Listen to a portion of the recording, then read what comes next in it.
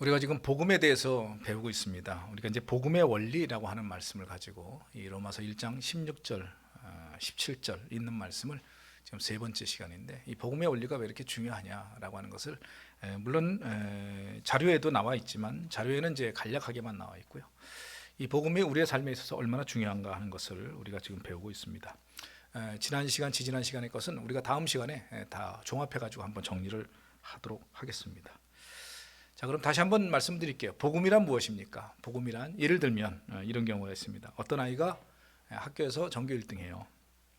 그리고 인천시에서도 1등하고 전국적으로도 몇 등 안에 듭니다. 천재입니다. 공부를 열심히 하고. 근데 이 친구가 서울대에 합격했어요. 복음입니까? 복음이에요? 우리가 볼 때는 그 친구 서울대, 그 친구 어떻게 서울대 들어갔대? 그런 얘기 하지 않습니다. 왜? 그 정도 되면 다 들어갈 수 있어요, 마땅히. 그죠? 왜? 능력이 되고 자격이 되고 또 그만큼 공부했으니까. 서울대 못 들어가는 게 이상한 거지. 그죠? 그러니까 들어가는 거는 본인이 시험을 쳤으면 당연히 들어가요. 그렇게 볼 수 있습니다. 또 대학교 이제 수석 졸업생이에요. 대학교 수석 졸업생이고 또 공부 열심히 해가지고 대학원을 들어가는데 붙었어요. 그리고 박사 공부까지 했어요. 그리고 그분이 나온 그 전공 분야에 대해서 어떤 연구원으로 들어갔습니다. 그리고 거기서 월급 잘 받고 그리고 잘 살고 있어요. 복음입니까? 아니, 한 대학의 수석 졸업생 정도 되고 대학원 들어가고 박사학위 나오고 그러면 연구원 들어가가지고 거기서 공부 잘했으니까 거기서 열심히 잘해가지고 잘 사는 거 아무렇게 생각해도 이상할 게 없어요. 그렇죠? 그러니까 그거는 우리가 생각할 때, 주변 사람들이 생각할 때 잘 됐네 라고 얘기할지 모르지만 그걸 복음이다라고까지 얘기하지는 않아요. 복음이라고 하는 것은요, 어떻게 보면 그 전제가 있어요. 전제는 뭐냐 하면 그럴 능력이 없다는 거예요. 또는 그는 그럴 자격이 없다는 거예요. 근데도 불구하고 그런 것을 얻었을 때, 또 누군가 그걸 주었을 때 그것을 복음이라고 하는 거예요. 예를 들은 사람이 범죄를 저질렀습니다. 감옥에 들어갔습니다. 그 사람은 죄목은 살인죄예요. 그래가지고 한 30년 살아야 됩니다. 근데 대통령이 대통령 특사로 해가지고 그 사람을 사면해 줬어요. 그래가지고 풀려났어요. 복음입니까? 아닙니까? 복음이죠. 왜 복음이에요? 그 사람은 앞으로 30년 동안 감옥에서 살아야 되는데 본인의 어떤 능력이나 본인의 의지나 본인이 잘해서가 아니라 대통령의 특사로 해가지고 풀려나가지고 감옥에서 풀려나고 해방이 됐어요. 어떻게 보면 자유를 얻었어요. 그러면 이거는 본인은 그렇게 꿈에도 생각하지 못했던 일이 이루어졌으니까 이걸 복음이라고 하는 거예요. 이해가 되시죠? 예, 그러니까 복음이라고 하는 것은 한마디로 얘기하면 자기가 어떻게 하지 않았는데도 불구하고 수고하지 않았는데도 불구하고 그것을 얻었을 때, 누군가에게 받았을 때, 그래가지고 어떻게 좀 속된 표현을 하면 복을 얻었을 때 그것을 복음이라고 얘기하는 거예요. 자, 범죄를 저질렀어요. 이 사람이 아까 얘기한 30년형을 받았습니다.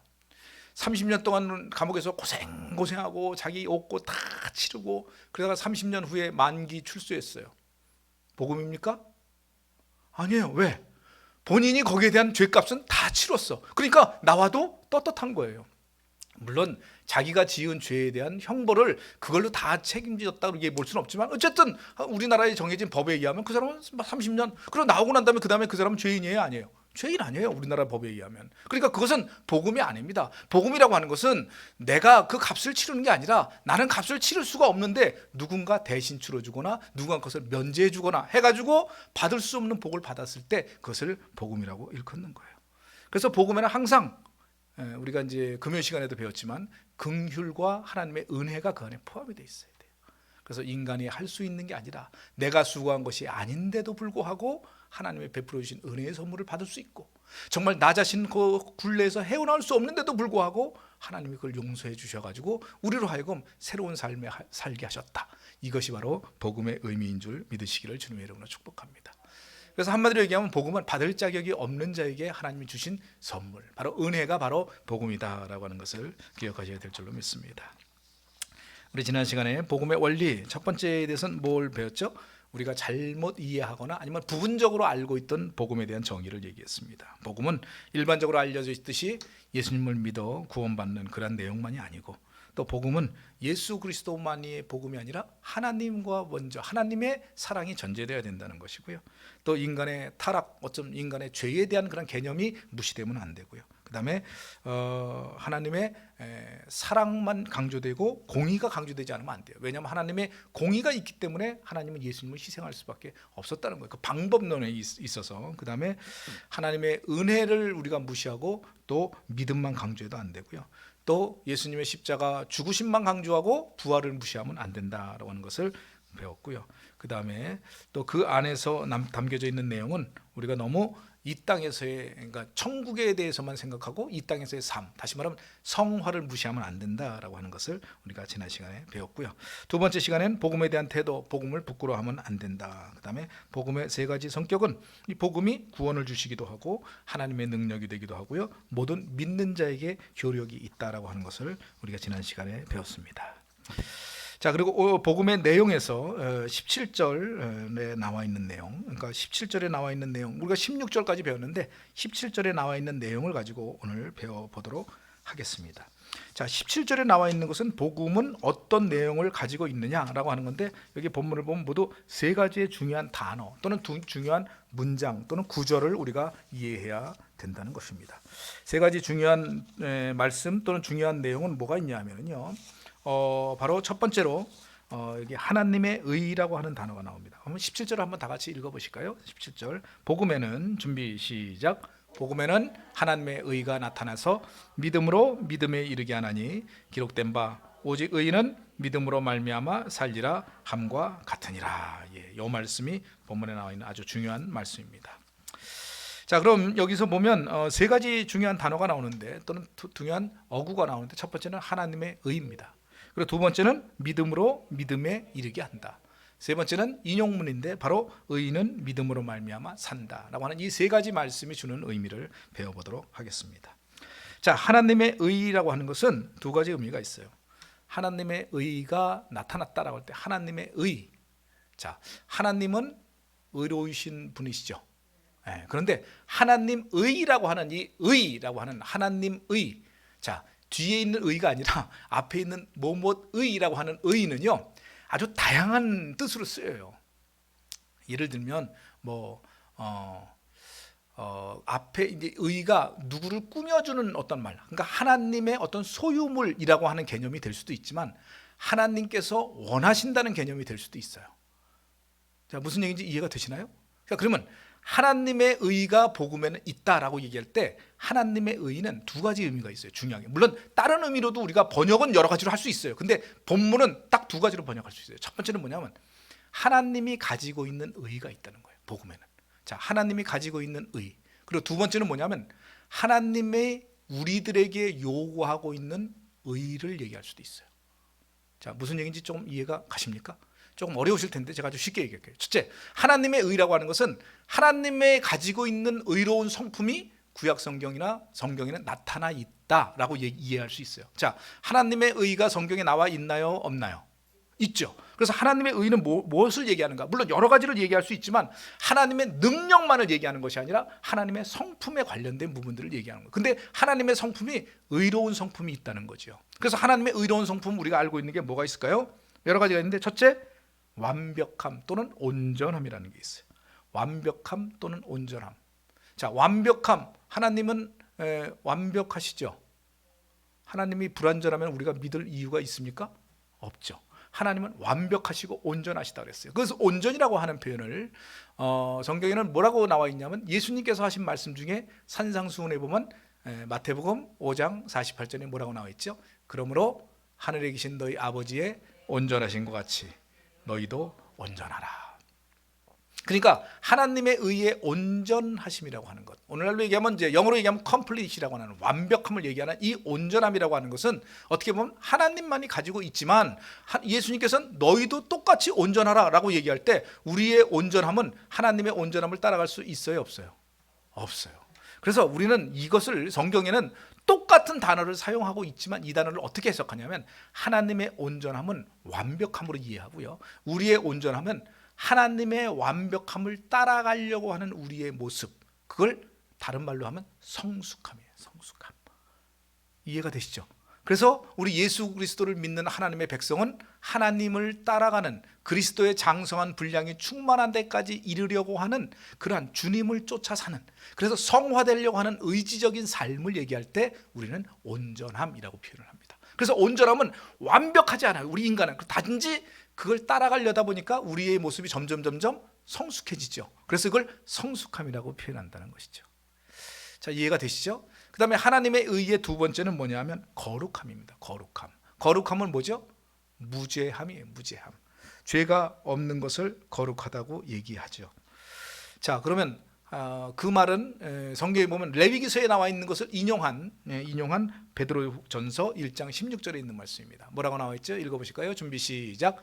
기록되었을 때 내가 거룩하니 너희도 거룩할지어다 하셨느니라.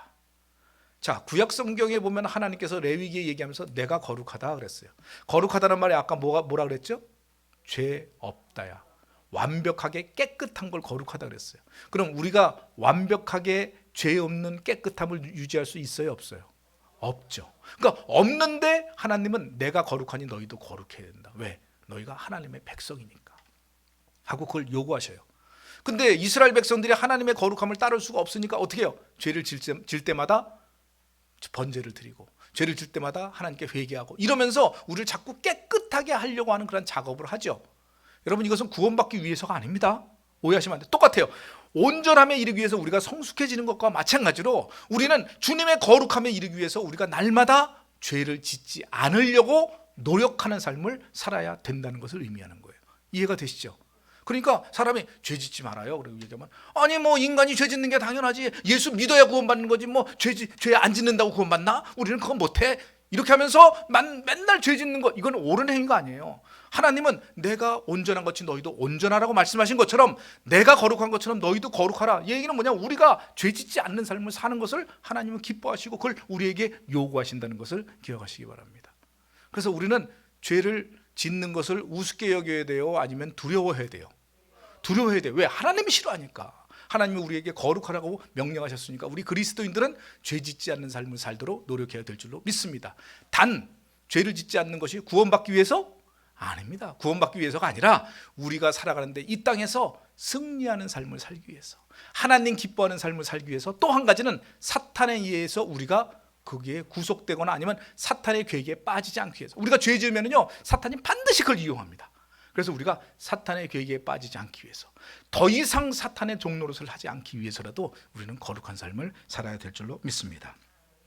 그 다음에 세 번째 하나님의 의는 뭐냐면 공평함이에요. 공평함이 뭘까요? 공평함은 정의로움, 공의로움. 하나님은 뭐예요? 모든 사람에게 똑같이 은혜를 주시죠. 차별하십니까? 차별하지 않습니까?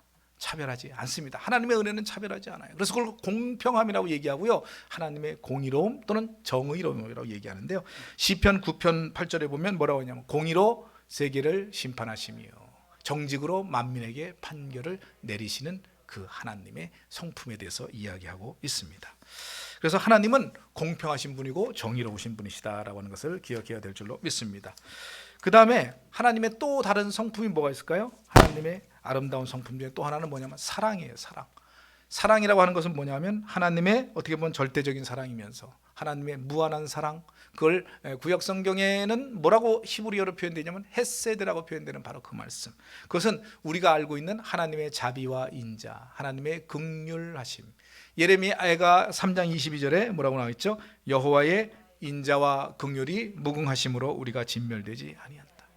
죄지은 우리가 이 땅에 멸망되지 않는 이유는 원래는 공의로움에 의하면 우리는 멸망당해야 돼요. 근데도 불구하고 주님의 자비와 긍휼이 무궁하시기 때문에 우리를 끝까지 보존하시려고 애를 쓰시는, 세상 끝날까지 우리를 두고 보시는, 이건 나중에 우리가 다음 시간에 배우겠지만 인간의 엄청난 범죄에 대해서 하나님이 간과하시고 내버려 두시고 참으시는 그런 모습이 바로 하나님의 사랑, 하나님의 자비와 인자와 긍휼의 그런 모습이다라고 하는 것을 기억해야 될 줄로 믿습니다.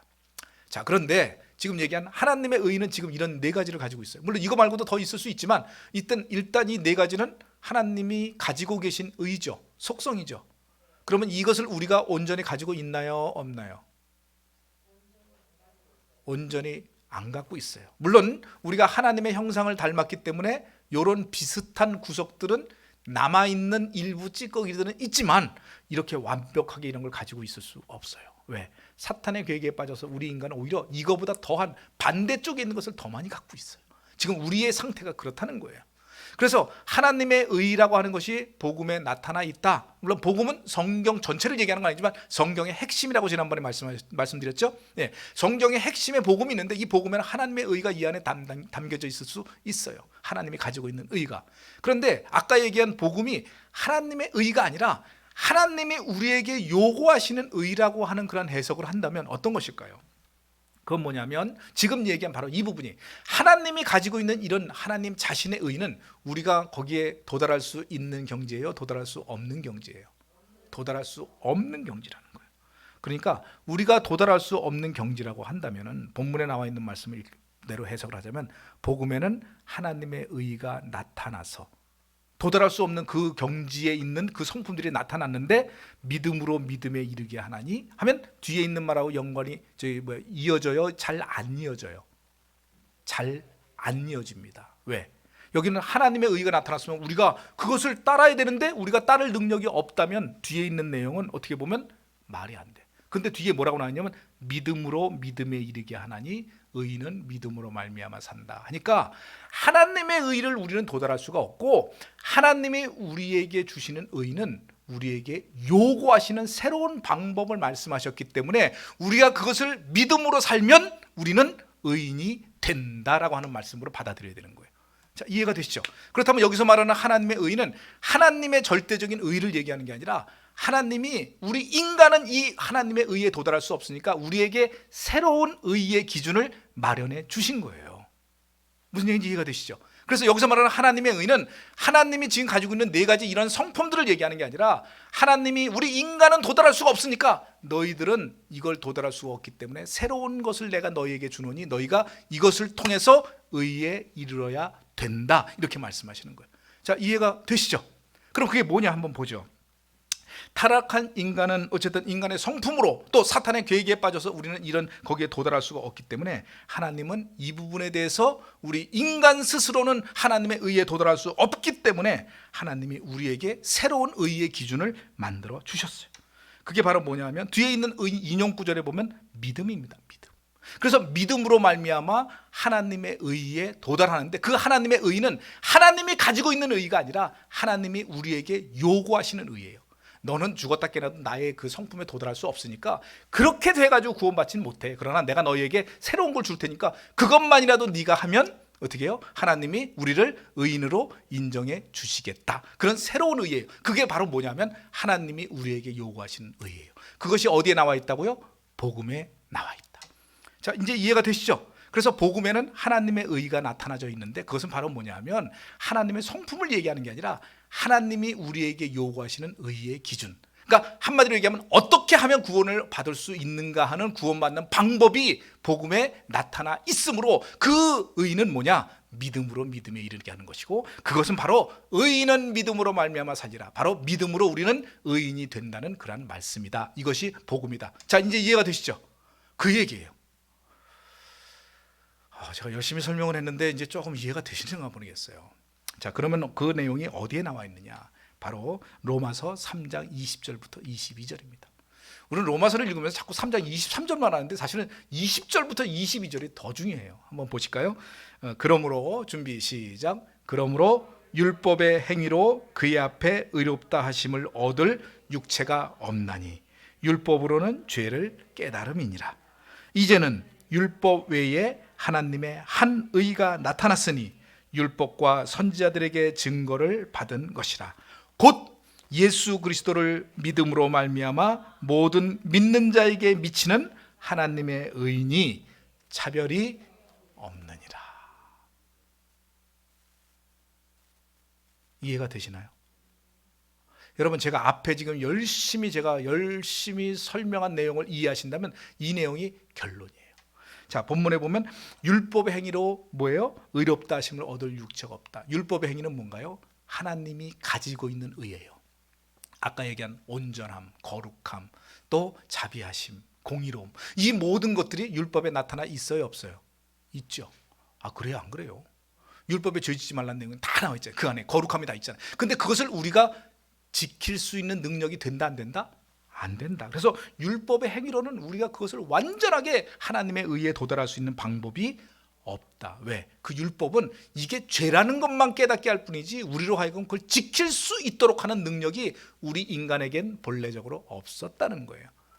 사실 본래적이라고 하는 표현은 창조를 얘기하는 게 아니라 타락한 인간에게는, 그리고 사탄이 우리를 주관할 그런 이 세상에서는 우리는 그걸 지킬 수 있는 능력이 없다는 거예요. 그래서 이제는 21절에 보면 뭐예요? 율법 외에, 자, 율법 외에, 여기서 말하는 율법 외라고 하는 것은 율법 말고 새로운 법이 있다 이런 얘기가 아니라, 율법으로는 어차피 우리가 구원을 못 받으니까 하나님이 율법 말고 새로운 법을 주셨는데 그게 뭐예요? 하나님의 한 의예요. 그 새로운 법이 뭐냐면, 하나님의 한 의는 하나님이 가지고 있는 의가 아니라 하나님이 우리에게 요구하시는 의.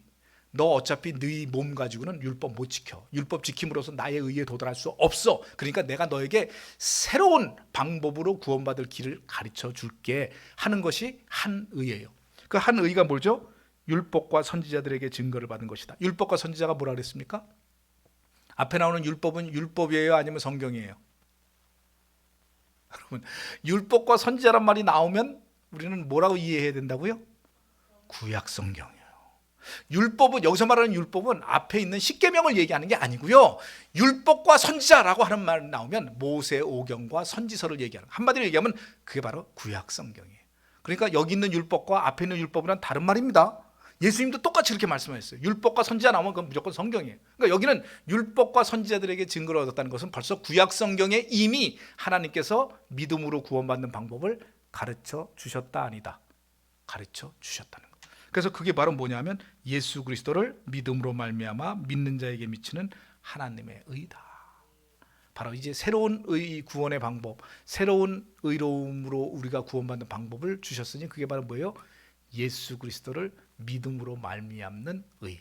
바로 하나님께서 요구하시는 의는 우리가 육체의 행위로, 다시 말해 율법을 우리가 지킴으로 구원받는 것이 아니라 하나님은 예수 그리스도를 믿는 믿음으로 구원받는 그런 의인데, 여기 뭐라고 나와 있으니까 그 뒤에 차별이 없다. 차별이 없다는 얘기는 뭐예요?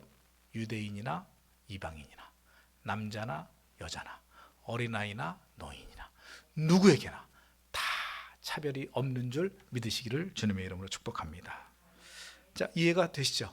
그렇다고 본다면 지금 얘기한, 여기 아까 얘기한 하나님의 의는 하나님이 가지고 있는 의예요, 아니면 하나님께서 우리에게 요구하시는 의예요? 하나님이 우리에게 요구하시는 의입니다. 그리고 하나님이 우리에게 요구하시는 의는 뭔가요? 결론적으로 얘기하면 로마서 3장 20절부터 22절 뭐예요? 예수 그리스도를 믿음으로 말미암아 구원받는 그 의. 바로 이게 하나님께서 우리에게 요구하시는 의라고 하는 사실을 기억하시기 바랍니다. 이해가 되시죠? 그래서 그걸 뒤에 설명하고 있는 거예요. 뭐예요? 믿음으로 믿음에 이르게 한다. 자, 믿음으로 믿음에 이르게 한다 하면 앞에 믿음과 뒤에 믿음이 또 차이가 있어요. 앞에 믿음은 뭐냐면 우리의 구원받는 방법적 믿음, 뒤에 있는 믿음은 뭐냐면 믿음의 결과로 얻는 뭐예요? 구원 또는 영생 또는 의에 도달함, 이걸 얘기를 하는 거예요. 자, 이해가 되시죠? 그럼 앞에서 믿음으로 믿음에 이르게 한다, 아까 얘기했듯이 하나님께서 우리에게 요구하시는 의는 행함이 아니라, 율법을 지킴이 아니라, 또 하나님이 가지고 있는 그 의에 도달함이 아니라 뭐라고요? 믿음으로만 우리는 믿음에 이르게 된다. 거기서 말하는 믿음은 뭐라고요? 구원, 영생, 그리고 의로움에 이르는 것. 자, 이해가 되시죠? 이제 바로 그겁니다. 그래서 구원은 오직 믿음으로만 이루어진다는 사실, 그것이 바로 마틴 루터가 참 개혁주의를 창조하고, 그 다음에 이제 오늘날로 얘기하는 신교, 다시 말하면 프로테스탄트를 창시했을 때에 그 주장했던 몇 가지가 있는데, 그 중에서 오직 성경, 오직 믿음, 오직 믿음이에요. 오직 믿음, 솔라피데라고 하는 오직 믿음의 의미가 그 안에 담겨져 있다는 것이죠. 자, 여기까지 이해가 되시죠? 마지막 세 번째입니다. 그럼 오직 의는 믿음으로 말미암아 살리라 함과 같다 하면서 구약 성경에 나와 있는 내용을 인용을 합니다. 그럼 여기 오직 의는 믿음으로 말미암아 산다라고 하는 말은 어떤 의미로 보냐면, 의인이 되는 길은 오직 믿음뿐이다, 이렇게 이해할 수 있어요. 그렇죠? 그래서 여기 되는 말씀이 이른바 로마서 전체에 흐르고 있는 말씀 중에 중요한 말씀, 바로 이신칭의의 근거 구절이 돼요. 자, 그런데 여기 보면 오직 의인은 믿음으로 말미암아 살리라 라고 하는 성경 말씀이 구약 성경에서 인용됐다고 나와 있죠. 기록된 바 그랬으면 전부 다 구약 성경에 나와 있는 말씀이다 라고 하는 내용이에요. 그럼 구약 성경 어디 나와 있습니까? 구약 성경 어디 나와 있습니까? 하박국서 2장 4절에 나와 있어요. 하박국서 2장 4절에 나와 있는 이 말씀이 본문에 로마서 1장 17절에 나와 있고요. 그 다음에 여기에만 나와 있는 게 아니라 갈라디아서 3장 11절에도 나와 있고요. 그 다음에 히브리서 10장 38절에도 나와 있어요. 그래서 여기 있는 말씀이 신약 성경에 3군데 인용이 돼 있어요. 이렇게 많이 인용된 것은 이거밖에 없어요. 그래서 이 내용을 우리가 좀 하나하나씩 그 인용된 상황을 좀 봐야 될 그런 필요성이 있습니다. 그러면 하박국서에 나와 있는 원어가 어떤 내용인가 한번 볼 필요가 있습니다. 여기 보면 본문에 있는 말씀은 우리가 이해가 하죠. 의인은 믿음으로 말미암아 산다는 것은 뭐예요?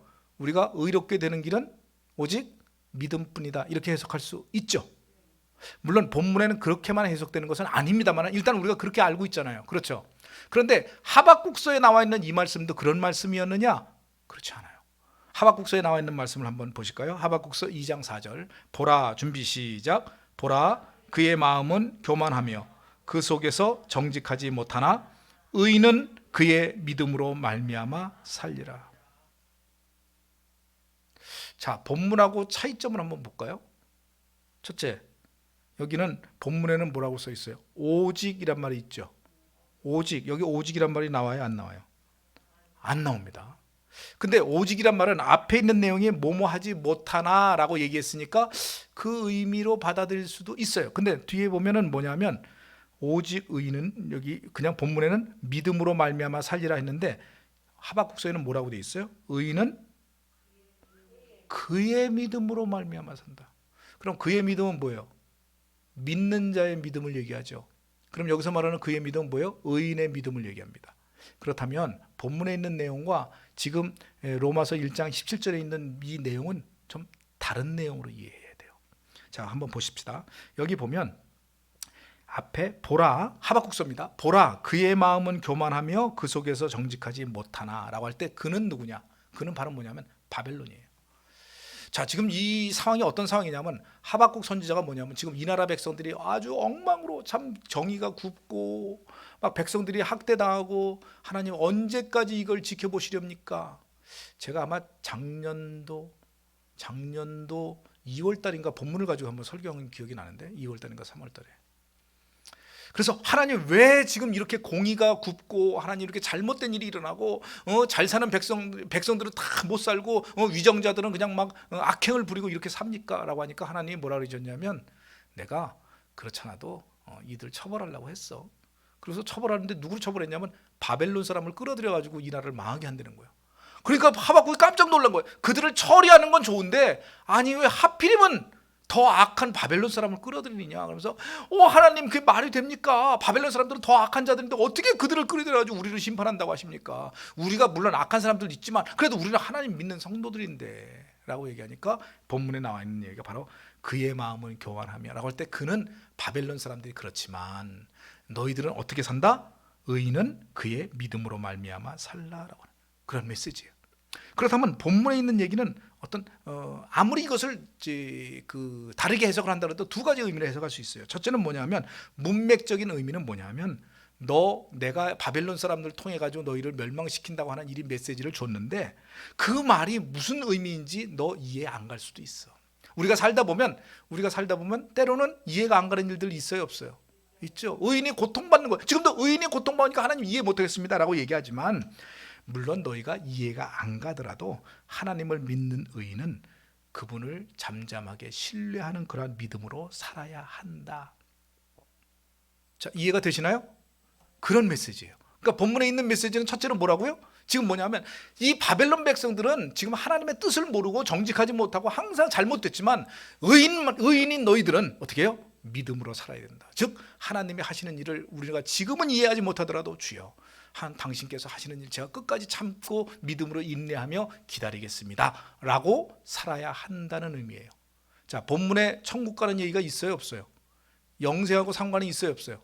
없어요. 본문에 있는 내용은요 너희가 참고 기다려라. 그럼 내가 분명히 너희들을 구원할 것이다 라고 하는 메시지예요. 두 번째는 뭐냐면 이걸 확대 해석하면 믿음으로 사는 자는 이 땅 가운데서 결국은 우리가 바벨론이 침입해가지고 많은 사람이 죽게 되더라도 너희들은 나중에 끝까지 내가 남게 만들고 결국 구원을 받게끔 하겠다라고 하는 의미예요. 이것도 영적인 구원하고 관계가 있습니까? 없습니까? 없어요. 자, 이해가 되십니까? 그러니까 하박국서에 나와 있는 의인은 믿음으로 말미암아 산다는 것은요, 우리가 예수를 믿으면 구원받는다는 얘기가 아니에요. 우리가 의인이라면 너희 믿음으로 살아야 된다는 의미이기도 하고, 또 한 가지는 뭐냐면 너희가 믿음으로 살 때에 너희는 구원함을 얻을 것이다, 건지음을 받을 것이다, 이런 어려움 속에서도 회복될 것이다 라고 하는 그러한 메시지예요. 자, 이해가 되시죠? 그런데 지금 본문에는 뭐라고 나와 있냐면 여기에 나오면 그애라고 하는 말이 빠지고 그냥 믿음만 얘기했어요. 믿음만 얘기했다는 말이가 모든 사람은 다 믿음만 있으면 의인이 된다는 메시지로 바뀐 거예요. 그래서 사도 바울은 이 말을 영적인 의미로 해석을 했어요. 그래서 이것도 역시 두 가지 의미가 있어요. 첫째는 뭐냐면 믿음으로 말미암아 의인된 사람은 산다, 이런 뜻이에요. 그건 뭐냐, 곧 의인은 믿음으로만 될 수 있고 의인된 그 사람은 곧 영생을 얻을 것이다, 이런 의미를 받아들일 수 있어요.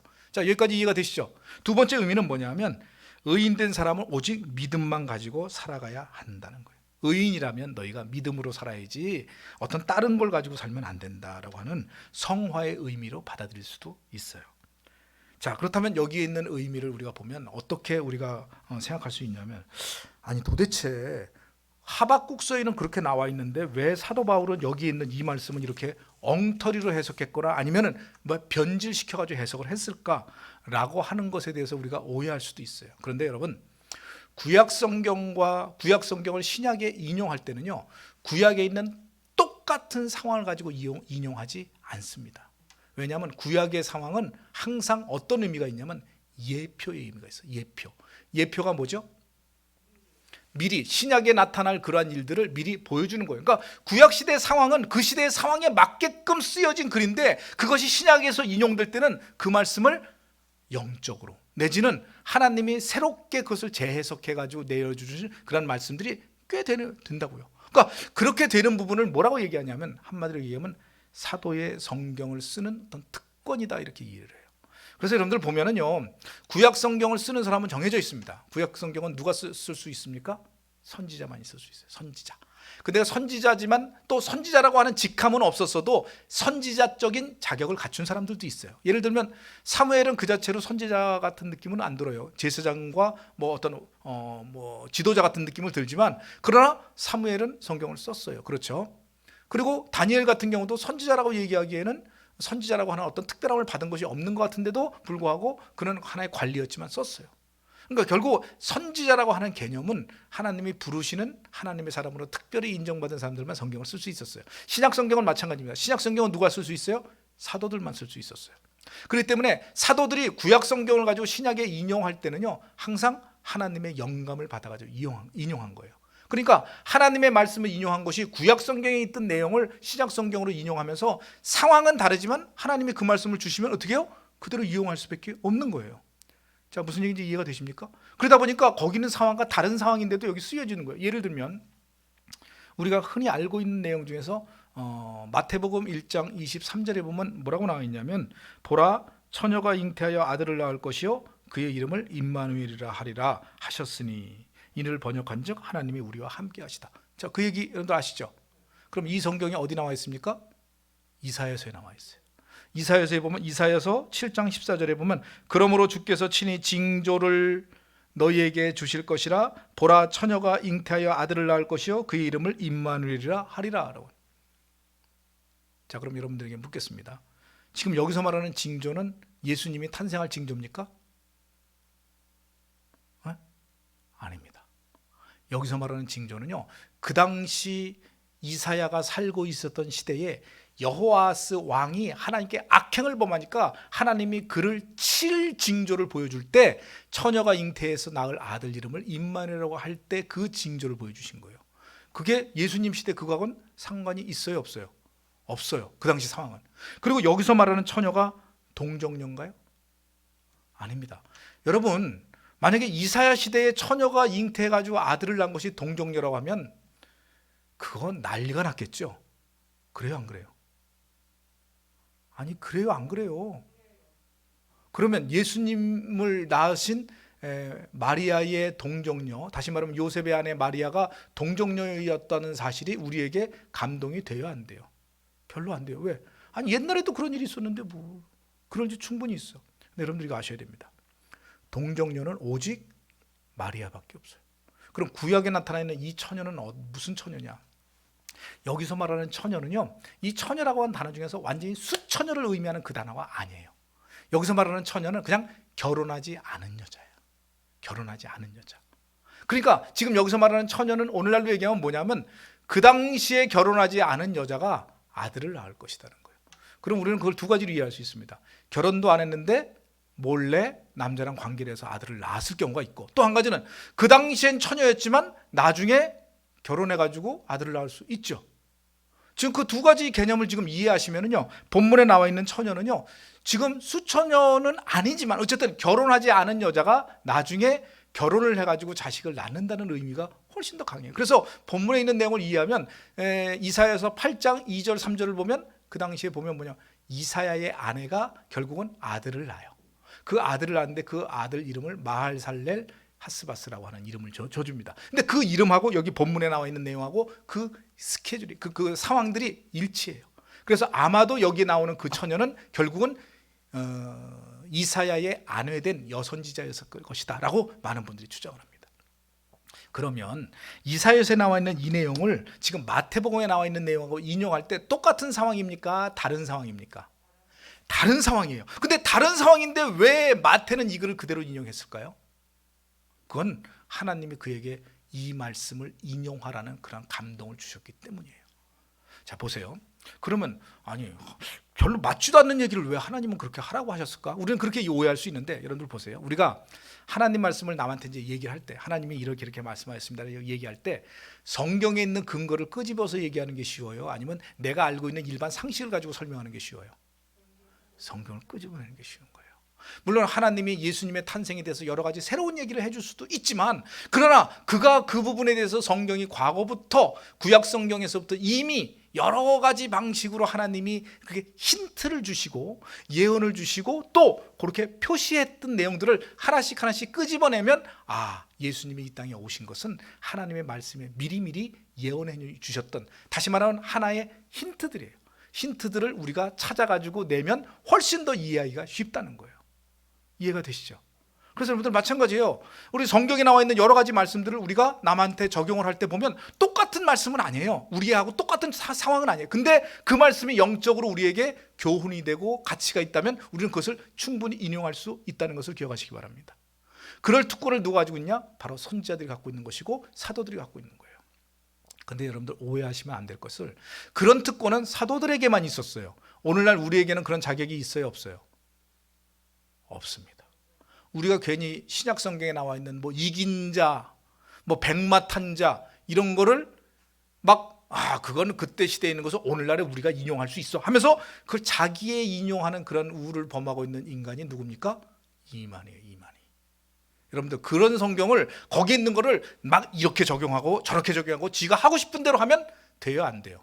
안 됩니다. 그래서 성경은요, 요한계시록에 쓰여진 AD 95년 이후에 모든 성경은 쓰여져 있습니까? 없습니까? 없어요. 그럼 그 이후부터는 우리가 성경 해석 내 마음대로 할 수 있어요? 없어요?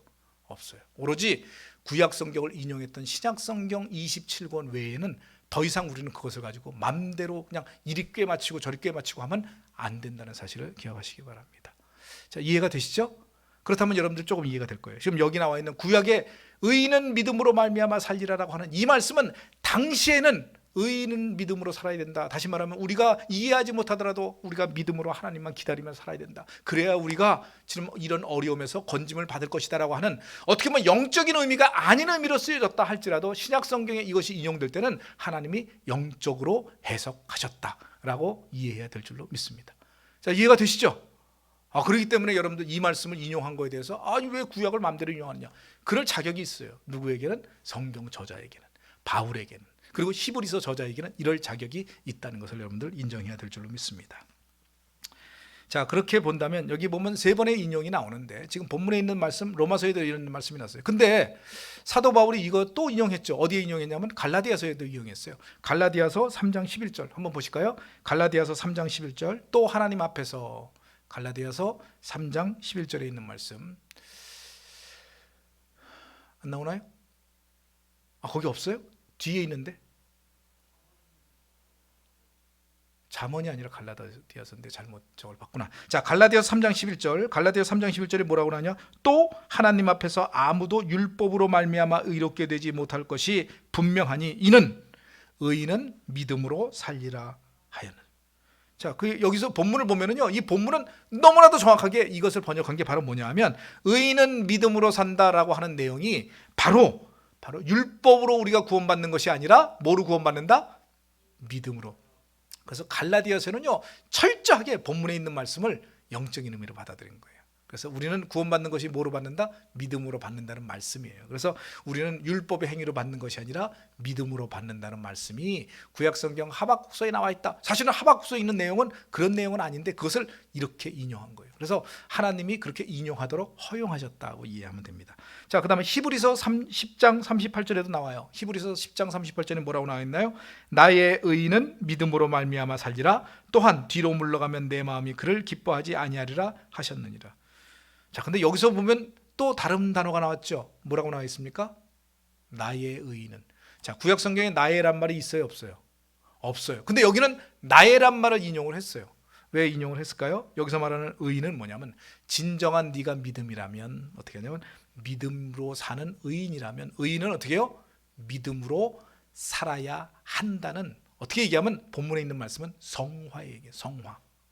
우리가 믿음으로 말미암아 살지 않고 자꾸 죄악된 것으로 빠져 살면 우리는 온전한 삶을 살 수가 없다. 그러니까 이 얘기는 또 뭐냐면, 어디 나오냐? 그 뒤에 있는 얘기를 보면, 또한 뒤로 물러가면 내 마음이 그를 기뻐하지 아니하라. 이건 뭐냐면, 믿음으로 살지 않고 자꾸 우리의 믿음이 쇠퇴되거나 떨어지거나, 그리고 어떻게 뒤로 물러간다라고 하는 표현은 한마디로 얘기하면, 옛날 성경에 의하면 침륜이라고 하는 표현을 써요. 침륜에 빠진다. 이게 뭐예요? 영적인 상태가 해이해지는 거예요. 히브리서는요, 믿음으로 구원받는 내용이 들어있는 게 아니에요. 히브리서는 철저하게 너희가 구원받았으면 구원받은 백성답게 살아야 한다는 거예요.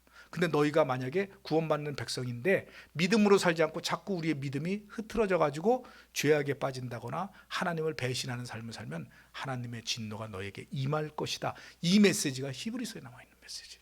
히브리서는 굉장히 중요한 메시지가 있어요. 그래서 히브리서는 계속해서 나오는 경고가 뭐냐면, 믿음으로 사는 네가 믿음으로 살지 못하고 계속 죄를 짓고 하나님 뜻대로 살지 못하면 너는 엄청난 징계를 받을 것이다 라고 하는 경고의 메시지가 담겨져 있는 것이 히브리서에 나와 있는 말씀입니다. 여러분, 코로나19로 인해 가지고 사실 힘들지만 이럴 때 우리의 믿음이 떨어지면 안 된다는 거예요. 하나님 경고하시는 거예요. 그래서 오직 너가 오직 의인은 믿음으로 말미암아 살아야 한다. 뒤로 물러가면 내 마음이 기뻐하지 않는다. 여기는 쉽게 나와 있지만 또 부드럽게 나와 있지만 실질적으로는 뭐냐면, 너희가 믿음으로 살지 않으면 내가 너희에게 징계하거나 심판하거나 큰 벌을 내리겠다라고 하는 경고가 이 안에 담겨져 있어요. 그래서 이 본문에 있는 말씀, 바로 아까 나와 있는 갈라디아서는 이 신칭이 믿음으로 의인은 구원받는다. 두 번째는 뭐예요? 본문에 있는 히브리서는 뭐예요? 너희는 믿음으로 살아가야 된다. 성화를 삶을 살아야 된다. 그리고 바로 지금 로마서 1장 17절은 두 가지 의미를 다 포함하고 있다. 이렇게 이해하시면 될 줄로 믿습니다. 자, 이해가 되시죠? 예, 이게 어려운 말씀인데 여러분들 이해하시는 거 보니까 너무나 감사하네요. 예. 자, 그래가지고 오늘까지 로마서 1장 16절, 17절에 나와 있는 말씀을 정리를 합니다.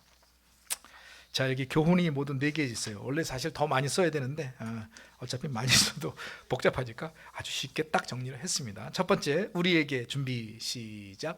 우리에게 생명을 주신 하나님의 복음을 부끄러워하지 말고 복음에 목숨을 걸자.